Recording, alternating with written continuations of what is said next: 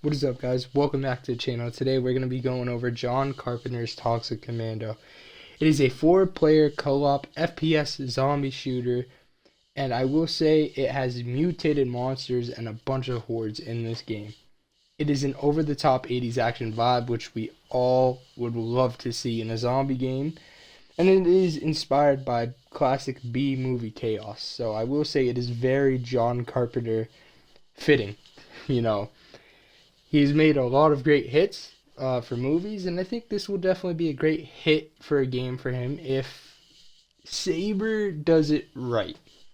This game has massive zombie swarms. I'm talking about constant, consistent. They don't stop. They will constantly chase you down. You have to do missions. You have to complete tasks while you are being chased down. There is no stopping. It's just consistent, which compares to sort of like World War Z in a way, but that's not really consistent. And Left 4 Dead. Those are the two I could really compare this game to. It has objective-based missions and tasks. It's not just survive and you're done. You actually have to do objectives.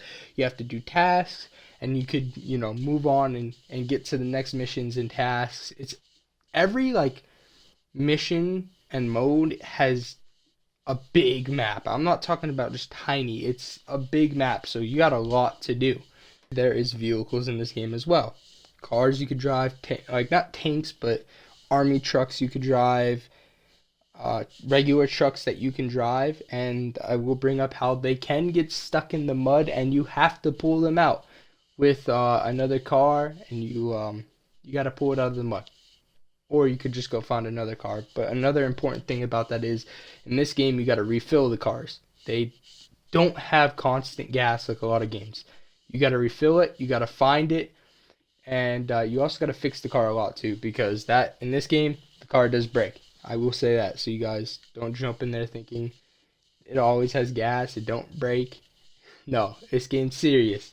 They do got class abilities. There are certain class abilities in this game as well. There are like healer.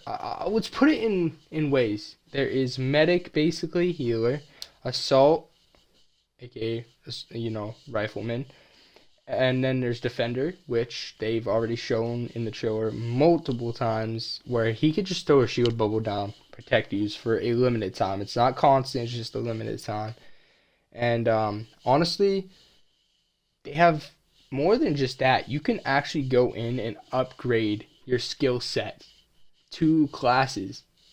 So you get obviously skill points by doing missions, tasks, XP, and you can use them towards that character. Now, me personally, I'm going to try and get all of them to a max level, but that might take a little bit, and this game does have a bunch of replayability, which we will get into, but it does have a bunch of replayability.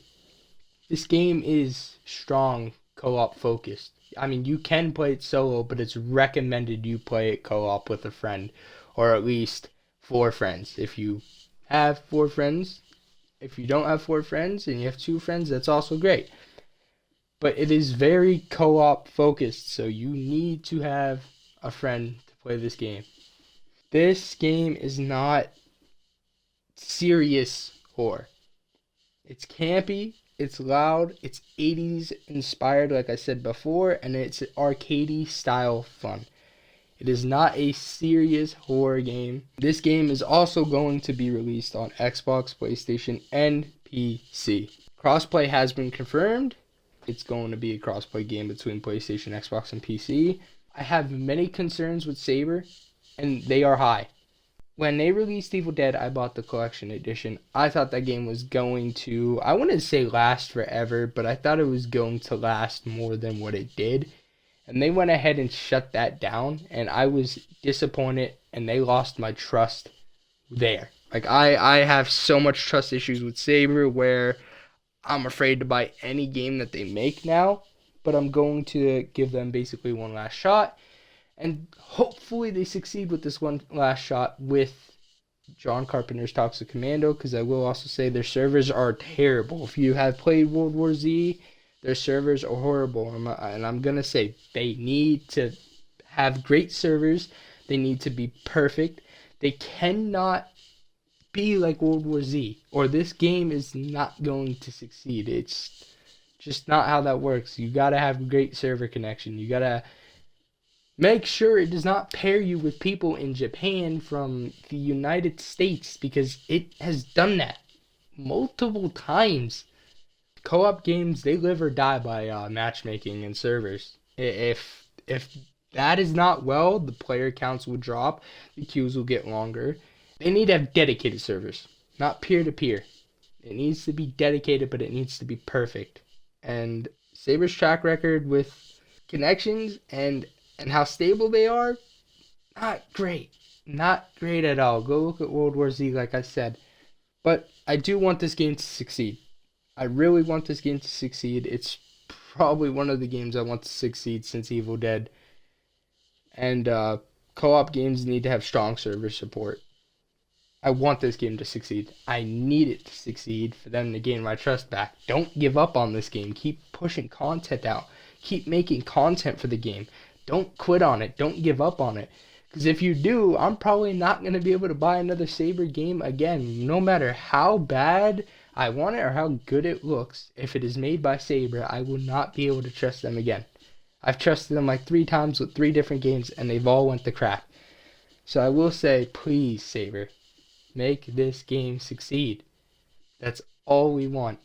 I want you guys to know this game will have replayability. You're going to be able to replay a lot of stuff and gain a lot of stuff, like I said, for skill sets, weapons. You could find more and better weapons or equipment as you play and go on and keep playing with friends. You're going to find better equipment. You're going to get better XP for more skills.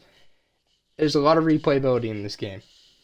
There's different enemy varieties, like you've seen probably multiple times in this video. There's different ones that you have to watch out for sure.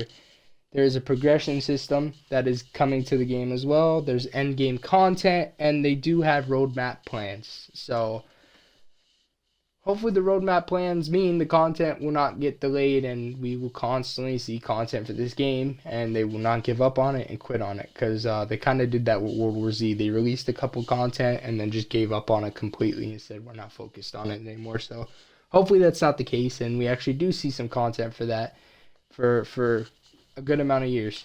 If it launches bare boned, this game could struggle majorly, and if it launches with the roadmap, it has big potential. That's all I'm going to say.